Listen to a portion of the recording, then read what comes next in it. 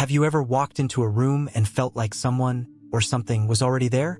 Maybe you've heard footsteps when no one else was home, or whispers when the building should have been silent. If that sounds familiar, you're going to connect deeply with Luis, the main character in this story. Welcome to Artie's Ghost House. I'm Artie, your ghost writer, and if you love terrifying ghost stories and paranormal tales inspired by true events, you're in the right place. This video is chapter 1 of my new novel, The Shadowy Figures of the Aztec Theater, a supernatural thriller set right in the heart of San Antonio, Texas. Please don't forget to share this video with fellow ghost lovers. Like it if it spooks you, subscribe, and turn on notifications so you never miss a new chapter or haunting video I share here.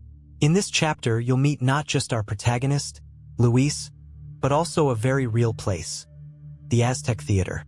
This incredible building has stood since 1926, originally a lavish movie palace. Its upper floors once housed the offices of a charity organization, but over the years, the theater faded, fell into disrepair, and took on a different kind of energy. Since I was young, I've heard my family, especially my grandmother, talk about strange happenings inside those walls.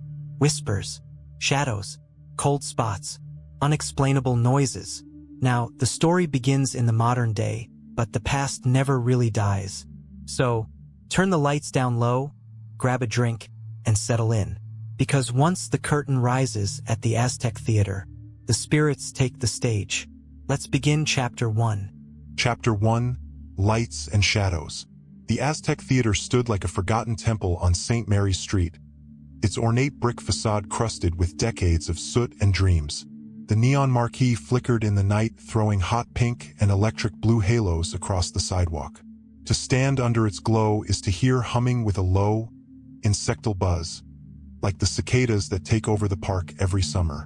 The building rose between modern glass offices like a fossil wedged between polished teeth.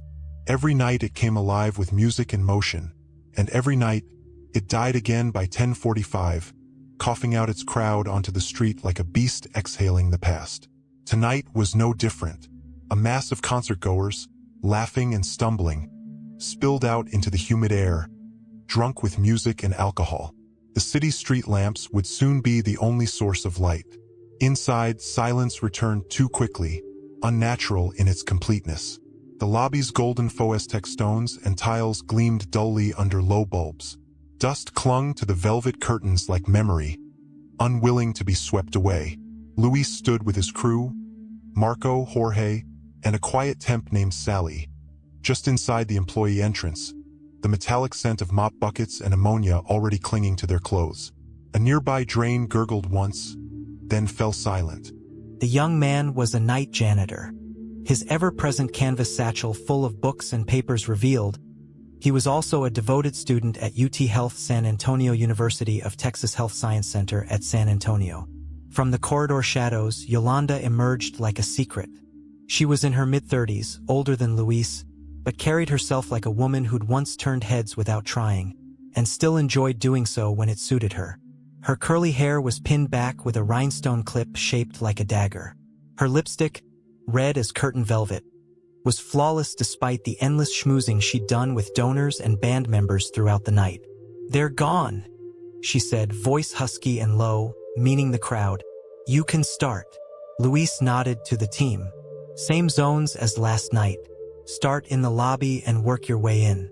Keep your radios on." The others nodded and fanned out into the dark. Yolanda lingered by the back door, her heels clicking like punctuation as she lit a cigarette from a slim silver case. "You got a minute, babe?" she asked, her voice slow and teasing. Luis hesitated. She called him that sometimes, babe, and it always landed somewhere between a joke and a dare. "Yeah, of course," he said. He didn't smile, but he didn't look away either. Yolanda took a drag and blew smoke out the side of her mouth. "You're not like the others." Her eyes glittered behind half-lidded lashes. He shifted his weight. "Because I don't steal liquor?" He tried to laugh, but it came out dry. She chuckled. "Because you don't flinch when the lights flicker."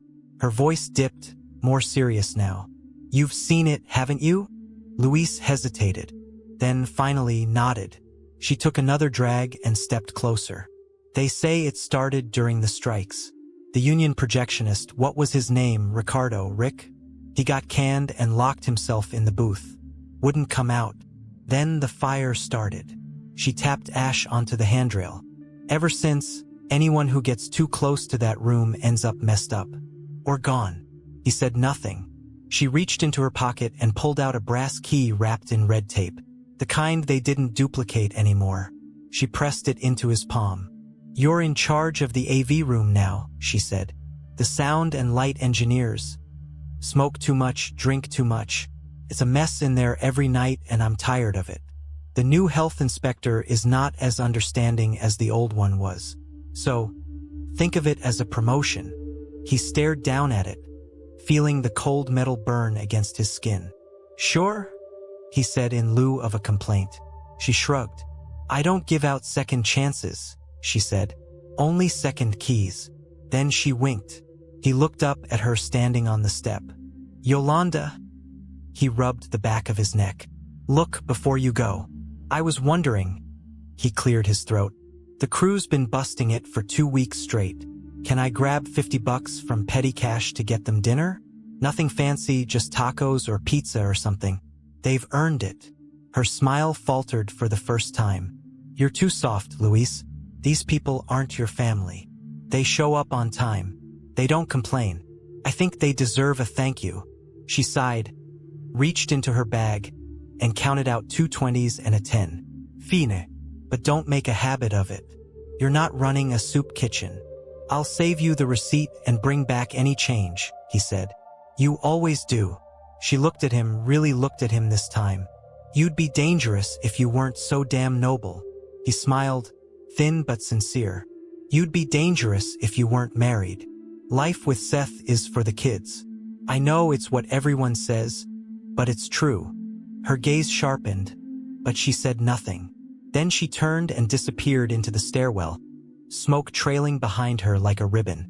Alone now, the theater seemed to expand, its dark hallways stretching longer than they had any right to. Luis could feel the change in the air, thicker, more electric, as if the building had exhaled something it had been holding in all night. He moved with practiced rhythm. First the lobby, scrubbing down the polished stone floors while Sally dusted the ticket window. Then the aisles, where Jorge vacuumed and muttered to himself in Spanish. Then, at last, the edge of the stage.